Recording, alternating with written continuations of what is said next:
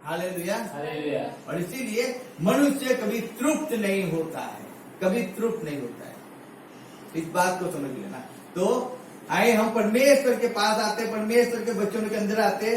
बहुत से परमेश्वर ने वचनों के द्वारा बहुत सी बातें किया है। पिछले हफ्ते भी परमेश्वर ने वचन से बातें किया था। आज फिर एक बार परमेश्वर ने उसकी हजूर में जब लेके आया है, हम उसके वचनों को हम निकालेंगे। Thank you Lord. हम निकालेंगे मत्ती उसका 6 अध्याय निकालेंगे हम।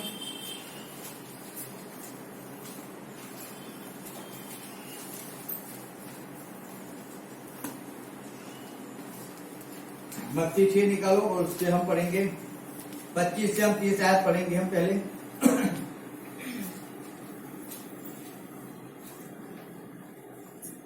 એ માટે હું તમને કહું છું કે તમારા જીવને સારું ચિંતા ન કરો કે અમે શું ખાઈશું અથવા શું પીશું, અને તમારા શરીરને સારું ચિંતા ન કરો કે અમે શું પહેરીશું.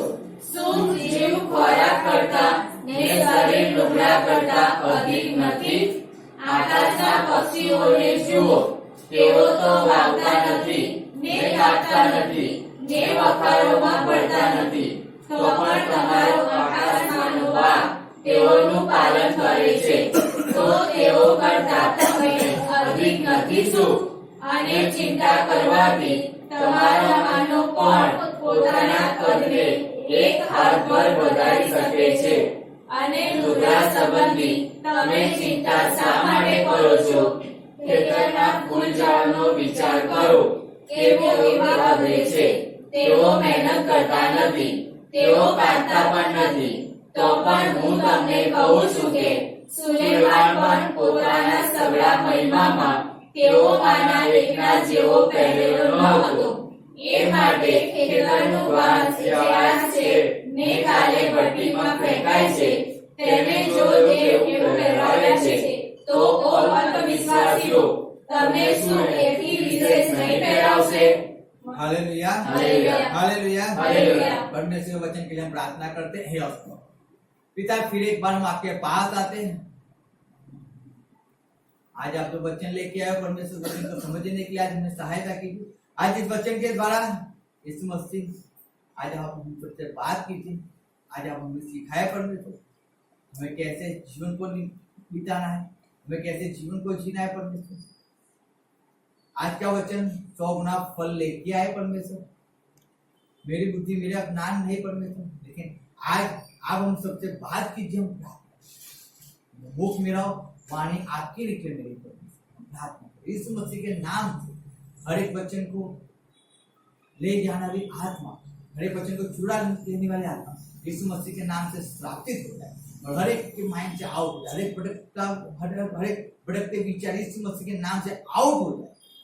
हर एक व्यक्ति को जागरूक अवस्था आपने दिया, नींद को दूर किया, जागरूक अवस्था आपने दिया। हम आपका धन्यवाद करते हैं यीशु मसीह के नाम से, आमीन। हालेलुया। हम अपनी जगह पर बैठ जाएंगे। परमेश्वर का वचन जैसे कहता है यहाँ पे, जैसे मैं पढ़ा है 25 आयत से, जैसे पढ़ा है कि मत्ती 6:25 का मैं पढ़ता हूँ। इसलिए मैं तुमसे कहता हूँ कि अपने प्राण के लिए यह चिंता न करना कि हम क्या खाएंगे और क्या पिएंगे, और न अपने शरीर के लिए कि क्या पहनेंगे।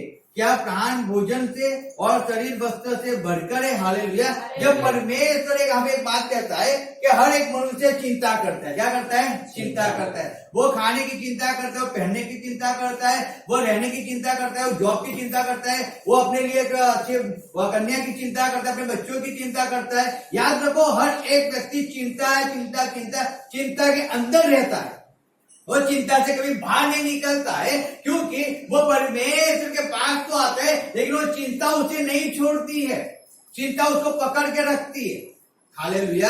जैसे हमने यहाँ से 25 से 30 आयत को पढ़ा है, वहां पे परमेश्वर कहता है, परमेश्वर ने जैसे कहा है, 26 आयत में पढ़ता हूँ, आकाश के पक्षियों को देखो, वे न बोते हैं, न काटते हैं, और न खटों में बटोरते हैं, तो भी तुम्हारा स्वर्गीय पिता उनको खिलाता है। क्या तुम उनसे अधिक मूल्य नहीं रखते? पर मैं वचन कहता है, तुम इन चकलों से, उन कौओं से, उन पक्षियों से तुम विशेष मूल्यवान हो। हालेलुया। हालेलुया। याद रखना, जिस मनुष्य को परमेश्वर ने अपनी प्रतिमा के अनुसार बनाया है, अपने स्वरूप के अनुसार बनाया है, परमेश्वर जब उस मनुष्य को अपने पास बुलाता है ना, परमेश्वर उसको एक वचन देता है कि तुझे किसी भी अच्छी चीज की कमी नहीं होगी, कभी नहीं होगी, याद रखो। लेकिन जब हम उस वचन को एक्सेप्ट करते, जब उस वचन के अनुसार चलते, तब वो वचन हमारे जीवन के अंदर पूरा होता है। Hallelujah, hallelujah, hallelujah. हालेलुया। याद रखो इस बात को, इस बहकावे के अंदर मत रहो कि आप अपनी मर्जी से, आपको चिंता है, आपको तकलीफ हो गई है और आपको तकलीफ से बाहर निकालना है, तो आप अपना माइंड दोहराओगे और आपकी बुद्धि दोहरा के अगर आप निकलना चाहोगे, आप कभी नहीं निकल पाओगे। लेकिन अगर परमेश्वर पे आप आशा छोड़ोगे, परमेश्वर पर भरोसा आप रखोगे, 100% परमेश्वर आपके जीवन से हर एक चिंता को दूर करेगा। क्या करेगा? दूर करेगा। रीजन क्या है? क्योंकि उसने आपको बुलाया है, उसने आपको चुना है, उसने आपको पसंद किया है कि आप उसकी सेवा करो, क्योंकि आप उसके नाम की महिमा करो, आप उसकी स्तुति करो, आप उसकी आराधना करो। इसलिए परमेश्वर ने आपको बुलाया है, इसलिए परमेश्वर ने इस दुष्ट जगत से आपको बाहर निकाला है, इस पापी जगत से आपको बाहर निकाला है, क्योंकि आप परमेश्वर के पीछे चलो। हालेलुया। आप उसके नाम की बढ़ाई करो। इस बात को समझो अपने जीवन के अंदर। इस बहकावे के अंदर नहीं रहना है कि हम परमेश्वर के अंदर तो आ गए, लेकिन हमें मिला क्या है, हमारे पास है क्या, हमने जैसे आए थे उससे तो हम आए तो हरे भरे आए थे, लेकिन हम खाली हो गए। नहीं, आप खाली नहीं हुए हो। आपको लगता है क्योंकि आप परमेश्वर के वचन पे विश्वास नहीं कर रहे हो, आप परमेश्वर भरोसा नहीं कर रहे हो, आप परमेश्वर के पीछे नहीं चल रहे हो, इसीलिए आपको तकलीफ हो रही है। मनुष्य को तकलीफ कब होती है? जब वो परमेश्वर के मार्ग से भटक जाता है ना, तभी उसके जीवन में तकलीफ आ जाती है। जब तक वो मनुष्य परमेश्वर के मार्ग में बना रहता है, तब तक उसको कोई तकलीफ नहीं होती है, ना उसको किसी बात की चिंता होती है। समझना, हम पढ़ते हैं उत्पत्ति, हम निकालते हैं उत्पत्ति 12 अध्याय, देखो वहां पे लिखा है, जब अब्राहम को परमेश्वर ने बुलाया, देखो वहां पे क्या लिखा है। उत्पत्ति 12 निकालो, उसकी 1, 2, 3 हम आयत पढ़ेंगे, पढ़ो। અને યહોવાએ અબ્રાહમને કહ્યું કે તું તારો દેશ તથા તારા સગા તથા તારા બાપનું ઘર મૂકીને જે દેશ હું તને દેખાડું તેમાં જા, અને હું તારાથી એક મોટી કોમ ઉત્પન્ન કરીશ, ને તને આશીર્વાદ દઈશ, ને તારું નામ મોટું કરીશ, અને તું આશીર્વાદ રૂપ થશે, અને જેવો તને આશીર્વાદ દે તેઓને હું આશીર્વાદ દઈશ, ને જેવો તને શાપ દે તેઓને હું શાપ દઈશ, અને તારામાં પૃથ્વીના સર્વ કુટુંબ આશીર્વાદ પામશે। हालेलुया। हालेलुया। यहाँ पे परमेश्वर ने जब अब्राहम को बुलाया, जब अब्राहम को उसके घराने से बाहर निकाला परमेश्वर ने, आज अगर समझ लो हमें परमेश्वर ऐसा कहेगा तुम अपना घर छोड़ के निकल जाओ, हम कितना सोचेंगे हम कहाँ जाएंगे, हम कहाँ पे रहेंगे, हमें कौन रखेगा, हम क्या खाएंगे, हम क्या कपड़े पहनेंगे। लेकिन जब अब्राहम को याद रखो, जब अब्राहम को परमेश्वर ने कहा कि तेरे घर को छोड़कर निकल। हालेलुया। हालेलुया। क्या लिखा है पहले हम पढ़ते, देखो।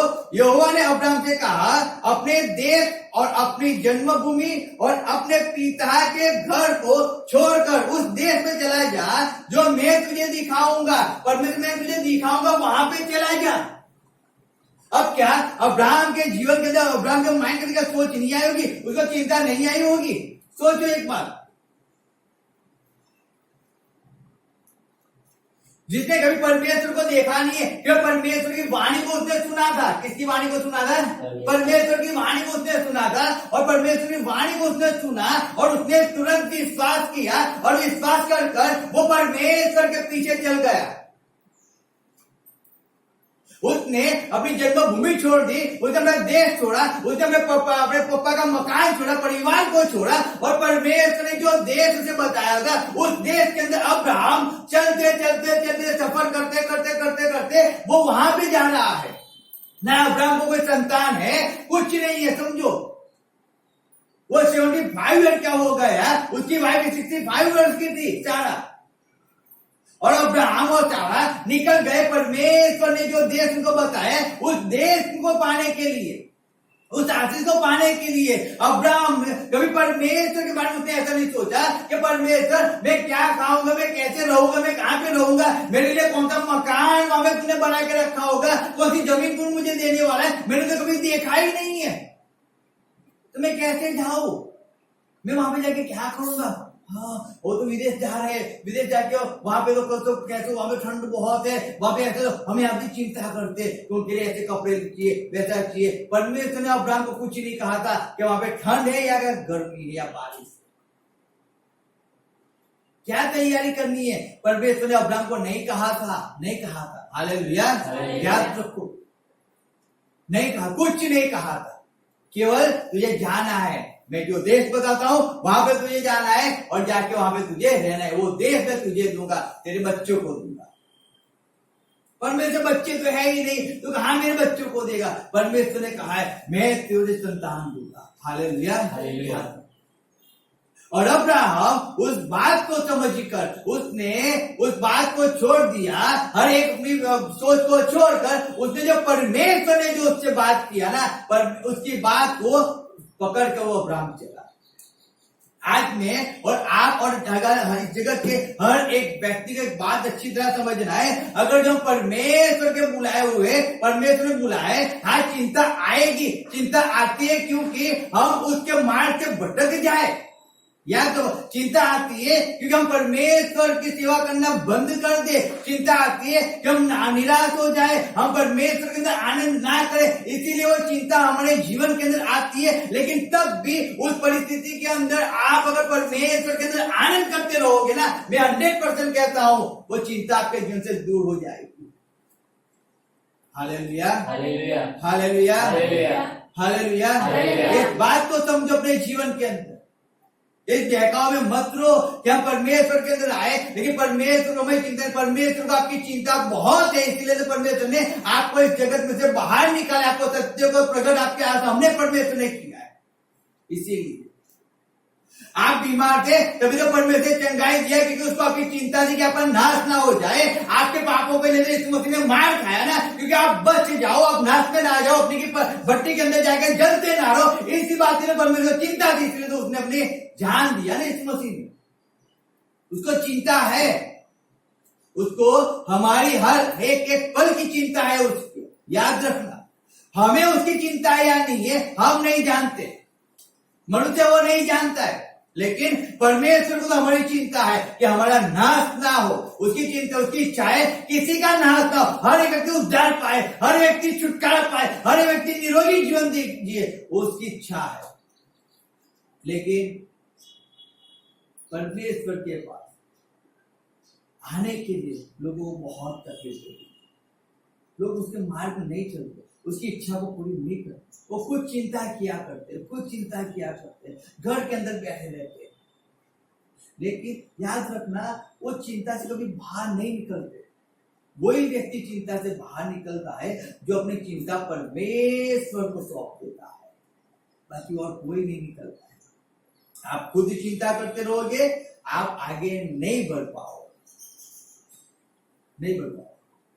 आप में से ऐसा कौन है कि जो अपने बाल को उगा सकता है? समझो, कौन है कि जो काले बाल को व्हाइट कर सकता है? बताओ, कोई नहीं। हम हमारी चिंता करने से कुछ भी नहीं कर सकते, कुछ भी नहीं। इस बात को समझ लेना आपने।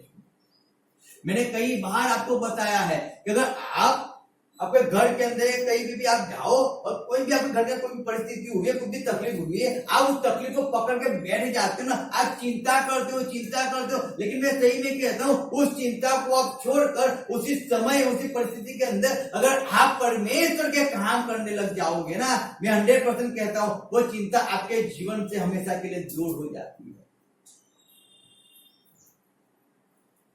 आप जितना परमेश्वर के अंदर आगे बढ़ते जाओगे ना, उतनी वो चिंता आपसे दूर होती जाएगी। Hallelujah, hallelujah. इसलिए परमेश्वर यहाँ पे कहता है, जब हम पढ़ते हैं वापस तो आगे मत्ती के अंदर आएंगे,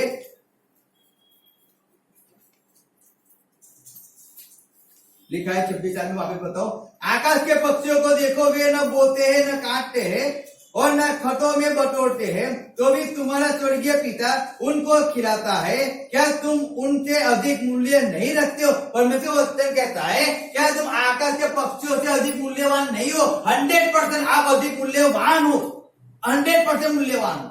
जैसे परमेश्वर ने अब्राहम को आशीष दिया ना, तीसरे आयत में कहते हैं जो तुझे श्राप देगा उसे मैं श्राप दूंगा, जो तुझे आशीष देगा उसे मैं आशीष दूंगा। समझो, जो व्यक्ति आपके जीवन के लिए आशीष बोता है ना, परमेश्वर 100% उसको आशीष देता है 100% देता है। और जो व्यक्ति आपके विरुद्ध में खड़ा होता है, परमेश्वर उसको श्राप देता है। याद रखो, उसका वचन आपके लिए, लेकिन अगर आप उस वचन पे विश्वास कर आप उसके पीछे जाओगे तो, आप उसके पीछे चलोगे तो,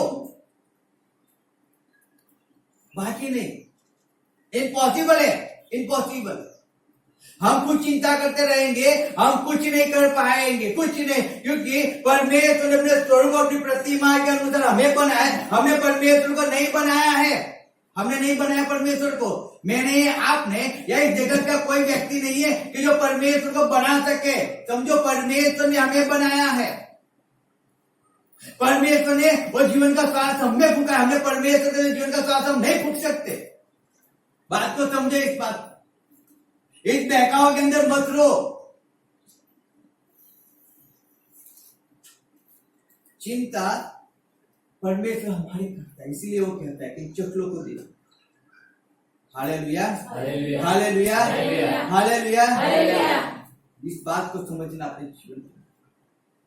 हम क्यों चिंता करते हैं? क्या खाएंगे, क्या पिएंगे, क्यों? आप चिंता से मुक्त, परमेश्वर को चिंता से मुक्त करता है।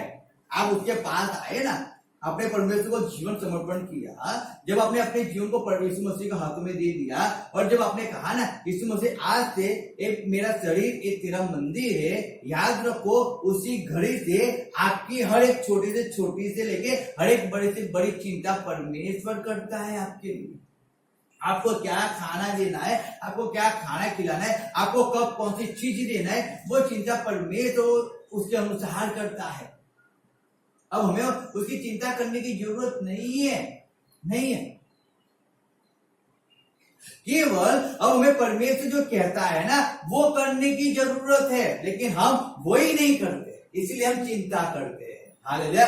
मनुष्य क्यों चिंता करता है? क्योंकि परमेश्वर मनुष्य की चिंता करता है, और परमेश्वर मनुष्य को उसको चिंता में से मुक्त करना चाहता है, उसकी हर एक इच्छा को पूरी करना चाहता है। लेकिन उसके लिए परमेश्वर ने एक बात कही है कि जो भी तुझे चाहिए ना, उसके पहले तुझे क्या करना है? मेरी इच्छा को पूरी करना है, मेरी इच्छा को पूरी करना है। समझो, अगर आप परमेश्वर की इच्छा को पूरी करोगे 100% परमेश्वर आपकी चिंता को दूर कर देगा लाइफ से। लेकिन अगर परमेश्वर चिंता ही नहीं करो, परमेश्वर राज्य की चिंता ही नहीं करते हो, तो परमेश्वर कैसे आपकी चिंता करेगा? कैसे करेगा? इसीलिए मत्ती 25 से 26 तक 30 तक हमने पढ़ा है। 28 में पढ़ता हूं, तुम में कौन है जो चिंता करके अपनी अवस्था में एक घड़ी भी बढ़ा सकता है? और वस्त्र के लिए क्यों चिंता करते हो? जंगली शोषणों पर ध्यान करो कि वे कैसे बढ़ते हैं। वे न तो परिश्रम करते हैं और न काटते, तो भी मैं तुमसे कहता हूँ कि सुलेमान भी अपने सारे वैभव में उनमें से किसी के समान वस्त्र पहने हुए न था। इसलिए जब परमेश्वर मैदान की घास को जो आज है और कल बाहर में जोकी जाएगी ऐसा वस्त्र पहनाता है, तो हे अल्पविश्वासियों, तुमको वह क्यों कर न पहनाएगा? समझो, जो घास परमेश्वर ने कहा है, जो घास आप देखते, हम देखते हैं ना, हम गांव में जाते हैं, हम खेतों में जाते हैं, वहां पे हरी हरी घास होती है। उस घास को परमेश्वर कहता है, उनको अच्छे वस्त्र परमेश्वर पहनाता है, वो कलर परमेश्वर उनके ऊपर लेके आता है। जो ग्रीन कलर हम देखते हैं ना घासों पे, वो ग्रीन कलर वो उसका पहरवे से परमेश्वर उसे पहनाता है, तभी तो लगते हैं ना कितनी ताजी है। अब सब्जी लेने जाओ, जब भाजी लेने जाते हो तो पालक लेने, वो ग्रीन होती है, हम लोग कितना ताजा है समझो, लेकिन वो चिमड़ा जाते हैं, उसका कलर थोड़ा आउट हो जाए, येलो में आती है, हम कहते हैं वो बिगड़ने वाली है। हालेलुया, हालेलुया, वो बिगड़ी हुई है। हम कलर से पहचान लेते ना, क्योंकि वही उसका वस्त्र है, उसके ऊपर वही वस्त्र है। परमेश्वर कहता है वो भी हमें वस्त्र पहनाता है। समझो, कहता है वो अल्पविश्वासियों, क्या कहता है? वो अल्पविश्वासियों। क्यों अल्पविश्वासियों? क्योंकि हम चिंता किए करते हैं ना, हम क्या खाएंगे, क्या पहनेंगे, हम चिंता करते हैं। क्रिसमस आ रही है, हम क्या कपड़े लेके आए, हम कैसे कपड़े लेके आए, हम क्या पहने, हम चिंता करते हैं। अरे शादी में जाना है, हम चिंता करते हैं। हमें फेशियल करवाना है, हमें बाल कटवाना है, हमें कलर मरवाना है, हम चिंता करते हैं। Hallelujah, hallelujah. जगत में लोगों को दिखाने के लिए, इसको लोगों को दिखाने के लिए हम चिंता करते हैं। हम जब वहां पे जाएंगे तो हमें अच्छे वस्त्र होने चाहिए, क्यों लोग हमें देखेंगे ना, हम चिंता करते हैं। लोग हमें क्या कहेंगे, हमें देखकर क्या कहेंगे, हम चिंता करते हैं। मनुष्य चिंता करता है, उसको परमेश्वर की चिंता नहीं है, समझो। लेकिन उसको अपने परवेश की चिंता है, उसके अपने रूप रंग की चिंता है कि मैं काला दिखता हूं, मैं धोला दिखता हूं, मेरे बाल ऐसे हैं, मेरे कपड़े ऐसे हैं। उसको अपनी चिंता पड़ी हुई है, परमेश्वर की चिंता नहीं।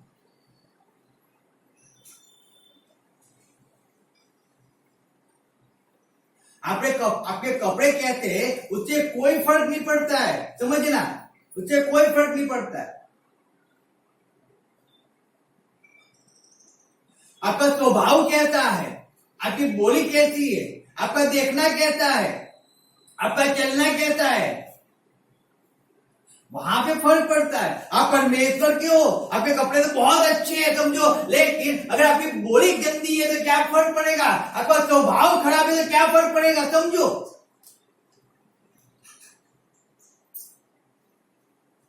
आप चिंता करके तो गए थे, अच्छे कपड़े तो पहन के गए थे, लेकिन फर्क क्या हुआ कि वहां पे जाके आपका स्वभाव या आपकी बोली ऐसी निकली कि वहां पे सबको मालूम पड़ गया कि आप कैसे हो। आपको चिंता वो होनी चाहिए थी कि आपका स्वभाव चेंज होना चाहिए। जब आप जा रहे हो, आपकी बोली चेंज होनी चाहिए। वहां पे आपका, वहां पे परमेश्वर के दास बनकर आप परमेश्वर की सेवा कर रहे हो, एक परमेश्वर के जन हो, परमेश्वर के दास हो, उस अनुसार आपका जीवन होना चाहिए। उसकी चिंता करनी चाहिए, हमें उसकी चिंता करनी चाहिए। बाकी तो सब चिंता परमेश्वर हमारी करता है। कब देना है वो अच्छी तरह जानता है। Hallelujah, hallelujah. वो अच्छी तरह जानता है। आप कितनी भी मेहनत कर लो, आप कितना भी सीढ़ी दीवार को पटक दो, परमेश्वर को जब चंगाई देनी है तभी वो चंगाई देगा, जब उसको छुटकारा देना है तभी वो छुटकारा देगा। बाकी आप अपना सिर फूट तोड़ दो, कोई फर्क पड़ने वाला नहीं, क्योंकि आप चिंता में पड़े हुए, परमेश्वर नहीं पड़ा है। उसको तो मालूम है कब देना है, उसको मालूम है अच्छे से।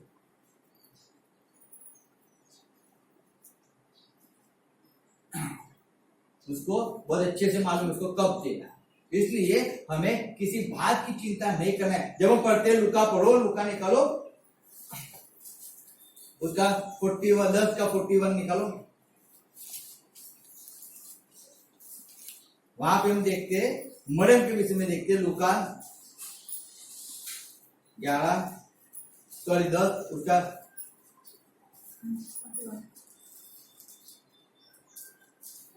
पढ़ो, लास्ट है। પણ પ્રભુએ તેને ઉત્તર આપ્યો કે માર્થા માર્થા, તું ઘણી વાતો વિશે ચિંતા કરે છે અને ગભરાય છે, પણ એક વાતની જરૂર છે અને મરિયમે સારો ભાગ પસંદ કર્યો છે જે તેની પાસેથી લઈ લેવાશે નહીં। हालेलुया। यहाँ पे परमेश्वर जब मार्था के घर में आया, किसने बुलाया था मार्था को, किसने बुलाया था? मार्था ने प्रभु को बुलाया, मार्था को किसने नहीं बुलाया था। Hallelujah, hallelujah. हालेलुया। हालेलुया। समझ आ रहा है? तो कान खुले रखने चाहिए। हालेलुया।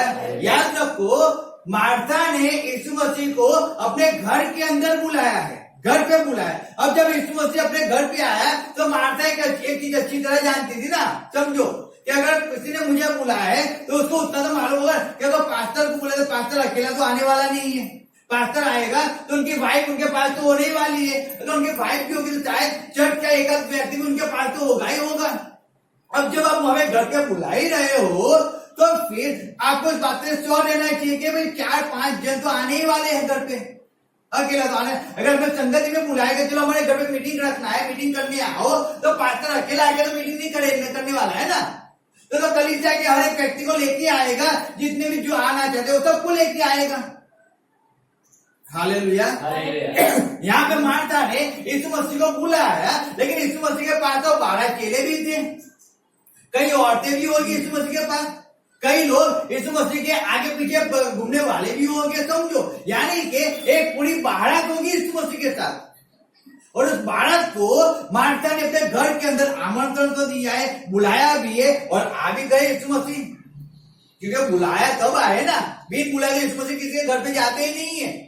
समझना इस बात को, बिन बुलाए यीशु मसीह किसी के घर में गए नहीं है, जिसने बुलाया उसी के घर पे गए। इसलिए प्रकटीकरण 3:20 में कहता है ना, वो दरवाजे पे खटखटा रहा है, जो भी खोलेगा उसके घर पे आएगा, खाएगा पिएगा रहेगा, नहीं खोलता है दरवाजा छोड़ के चला जाएगा, दूसरे दरवाजे आके खटखटाएगा। मार्था ने बुलाया, यीशु मसीह आ गए बैठे। अब समझो आपने बुलाया है ना, है ना, आपने आपके जीवन के अंदर यीशु मसीह को बुलाया,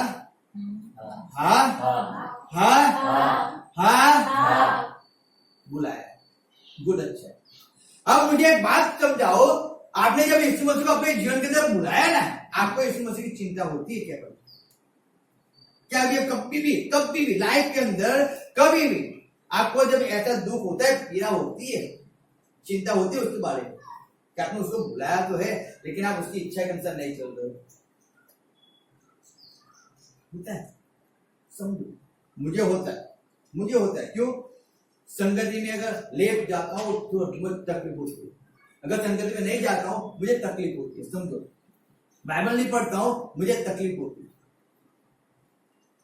ये समझा, मैं आज्ञा का भंग हो जाता है, आज्ञा में मैं नहीं कर पा, कोई गलत हो गया, मुझसे तकलीफ होती है।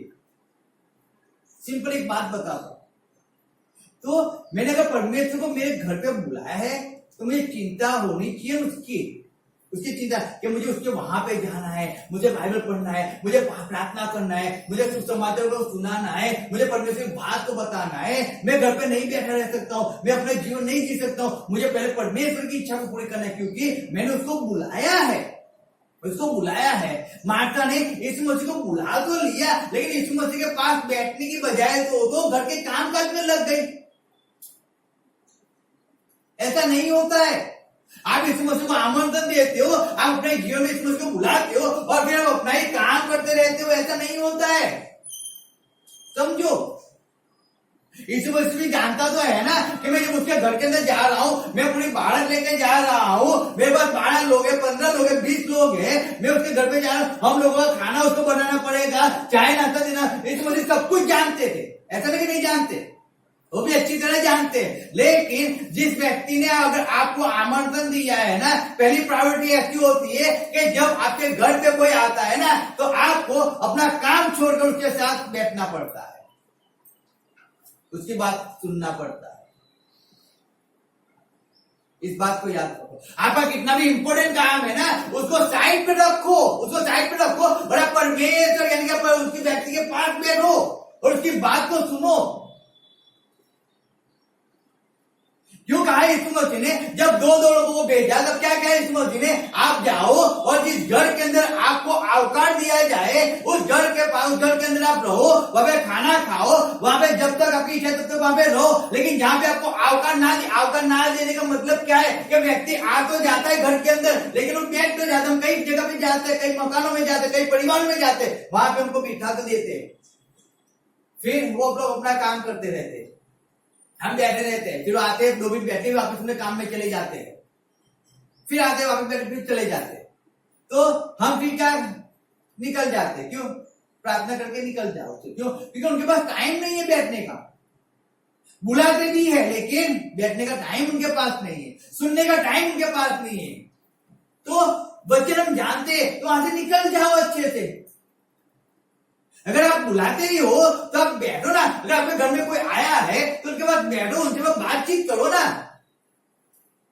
वो आखा दिन तो आपके घर पे नहीं रहने वाला है ना, वो तो आधा घंटा रहेगा, 15 मिनट 20 मिनट 1 घंटा रहेगा तो निकल जाएगा ना। तो जो आपको कहते हो उसको सुनो। यीशु मसीह को बुलाया है, अरे चाहे नाश्ते तो बाद में भी होगा ना। पहले तो क्या करना है हमें? पहले क्या करना है? पहले तो उसकी बात को सुनना है ना। हम हमारे जीवन में बुला तो लेते हैं, लेकिन हम हमारे काम में ऐसे डूब गए हैं कि हम उसकी बात सुनते ही नहीं है। हालेलुया। हालेलुया। अगले हफ्ते से घड़ी को वहां पे लटका देना। हालेलुया। हालेलुया।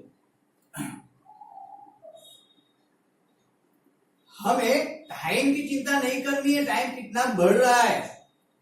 अगर आज मर गए समझो, हम स्वर्ग में जाएंगे कि नहीं जाएंगे उसकी चिंता करनी चाहिए, हमें उसकी चिंता करनी चाहिए।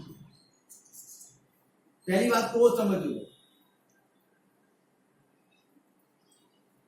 अगर हम उसी की चिंता नहीं करते, टाइम तो बढ़ते ही जाएगा। आज तक टाइम बढ़ते गया है, वो टाइम अपना रुकने वाला नहीं है, वो तो चलता ही रहेगा। हमारा जीवन रुक जाएगा, हम मर जाएंगे, लेकिन घड़ी तो चलती रहेगी। याद रखना, हमारे बच्चों के बच्चे के बच्चे इसी घड़ी को देखते, इसी टाइम को देखते चलते रहेंगे, वो भी मर जाएंगे, लेकिन घड़ी बंद नहीं होगी। हमारा समय पूरा हो जाएगा। तो जो समय हमको मिला है ना, उसमें क्या हमने कभी परमेश्वर के राज्य की चिंता किया है क्या?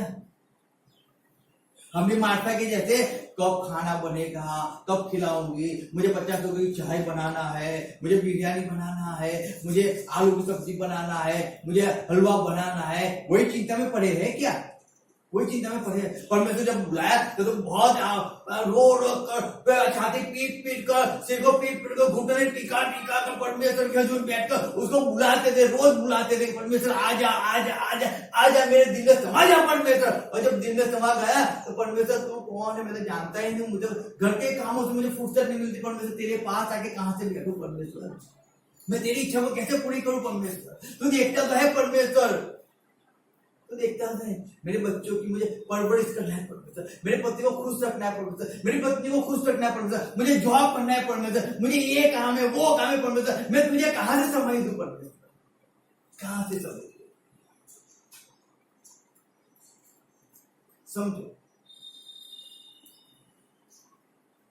बुलाना आसान है, हालेलुया, बुलाना आसान है, लेकिन बुलाकर फिर सब कुछ छोड़कर उसके पास जब बैठना होता है ना, उसकी जब सुनना होता है ना, वो मुश्किल होता है। फिर उसके अंदर उसकी इच्छा को पूरी करना वो मुश्किल हो जाता है। मैं कहूं कुछ मुश्किल नहीं है, कुछ मुश्किल नहीं। आप रोटी खाओगे, जब हम पढ़ते यूहन्ना 4 में पढ़ते, परमेश्वर ने क्या कहा लिखा है वहां पे, समुद्री स्त्री को कहता है जो पानी इस कुएं में से तुम निकाल के पियोगे ना, तुम्हें दूसरी बार प्यास लगेगी। क्या लगेगी? लेकिन जो पानी मैं दूंगा ना, वो क्या होगा? अनंत जीवन तक आपके अंदर से बहता रहेगा, उसकी नदियां बहेगी। क्या बहेगी? नदियां बहेगी।